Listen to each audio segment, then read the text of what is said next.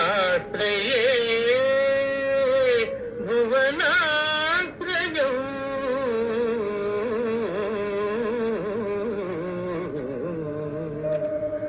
ఆశ్రయే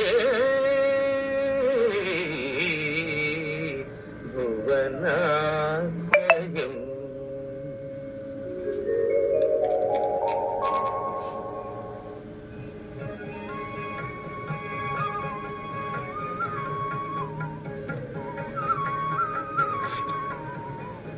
నారద మహోత్సవం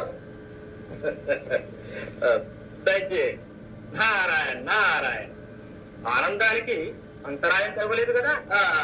ఇది నిరంతరంగా సాగే నిత్యానందమే. ఈ ఆనందం తాత్కాలికమే కానీ శాశ్వతం కాదు దండవత్రా. మరి శాశ్వత ఆనందానికి మార్గం అదే సంసార త్యాగం చేసి సన్యాసులం కావచ్చు.